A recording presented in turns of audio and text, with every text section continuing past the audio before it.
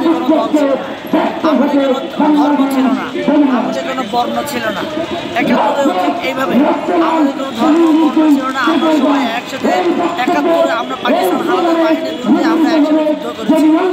পরবর্তীতে আমরা দেখি আমরা একসাথে যুদ্ধ করার পরে আমরা যখন বিজয় লাভ করেছি, আমাদের পার্শ্ববর্তী রাষ্ট্রের ইন্ধনে আমরা কিন্তু বিভাজন হয়ে গেছিলাম। তখন বিভাজন হতে হতে হতে হতে আমাদের এই বাংলাদেশকে ভারতের অঙ্গরাজ্য হওয়ার জন্য যা যা প্রসেস ছিল এই আমার বাংলাদেশের রাষ্ট্রীয় তাই করেছে। এই যে আমরা জনগণভাবে আমরা সবাই একসাথে যুদ্ধ করেছি, আন্দোলন করেছি এবং হাসিনাকে আমরা একসাথে দাঁড়িয়েছি। আমরা এখানে ধর্ম বিবেচনা করে নাই, জাতি বিবেচনা করে নাই, আমরা ছাত্র কিনা, আমরা জনতা কিনা, আমরা কিছুই বিবেচনা করে নাই। আমাদের চিন্তা ছিল শেখ হাসিনাকে তাড়াতে হবে, শেখ হাসিনাকে না তাড়ালে এই বাংলাদেশ আর থাকবে না, ভারতের অঙ্গরাজ্য হয়ে যাবে। এই চেতনা থেকে কিন্তু আমরা সবাই একযোগে রিক্সাওয়ালা, ভ্যানওয়ালা, শ্রমিক, মজুর সবাই একসাথে আমরা আন্দোলন করে রক্তের বিনিময়ে, ঘামের বিনিময়ে, শ্রমের বিনিময়ে কেউ টাকা দিয়েছে, কেউ অর্থ দিয়েছে, কেউ মেধা দিয়েছে, কেউ আবার রাস্তায় নেমে ইট মেরেছে। এভাবেই করে কিন্তু আমরা দাঁড়িয়েছি। দিন শেষে আমরা দেখি যে জাতীয় নাগরিক কমিটি হয়েছে, এই জাতীয় নাগরিক কমিটি আমি প্রথমে সাধুবাদ জানিয়েছিলাম যে ওরা যেহেতু বাংলাদেশের সবাইকে এক ছাতা তুলে আনার জন্য এই জাতীয় নাগরিক কমিটি করছে। কিন্তু দিন শেষে এই জাতীয় নাগরিক কী করলো? জাতীয় নাগরিক কমিটি বলেন, বৈষম্য বিরোধী এই যে আন্দোলন বলেন, এরা দিন শেষে কী করছে? এরা এটাই করেছে যে বিগত যে সরকারগুলো যাই করেছে, যে ক্ষমতায় গিয়ে এরা যে যাই লঙ্কায় সে হয়ে রাবণ হওয়ার চেষ্টা করেছে।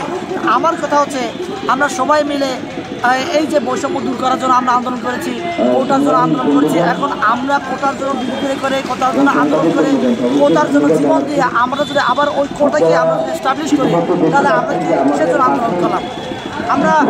আমরা সবাই বলি মুক্তিযুদ্ধের চেতনায় আপনারা সবাই 71-এর চেতনায় মুক্তিযুদ্ধের নামে আপনারা কোটা নিয়ে যাচ্ছেন। তাহলে আমি দেখতে পাচ্ছি জানি যে আমাদের বাংলাদেশের যে ছাত্র সংগঠনটা রয়েছে, আমার ভাইরা রয়েছেন, আমিও একজন এই রাজপথের একজন সৈনিক।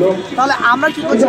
আমরা এস্টাবলিশ করছি কি যে আপনার বৈষম্য, যেখানে দেখেন বিভিন্ন জায়গায় মেলা হচ্ছে, এই মেলায় একটা স্টল থাকে বৈষম্য বিরোধী স্টল। তাহলে আমার কেন থাকতো? আমরা সবাই মিলে তো আপনার এই সরকারকে বসিয়েছি, তাহলে আমার কেন আলাদা বৈষম্য কোটা থাকতে হবে?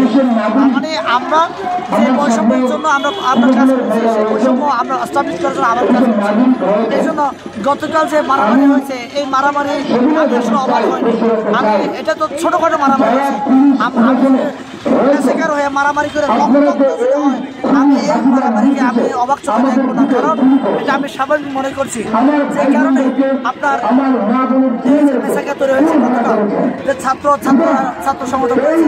আমার কথা হচ্ছে শুধু ঢাকা ইউনিভার্সিটির ছাত্র এই সংগ্রাম করেছে, শুধুমাত্র সরকারি ইউনিভার্সিটি ছাত্রই কি এই জুলাই বিপ্লব করেছে? আমার প্রাইভেট ইউনিভার্সিটির ছাত্রই কি জুলাই বিপ্লবে অংশগ্রহণ করে নাই? 18 তারিখ যখন আপনার জুলাই বিপ্লব হয়ে যাচ্ছিল, স্থগিত ঘোষণা করেছে, হাসনাত তাহিদা যখন স্থগিত করেছে, ঠিক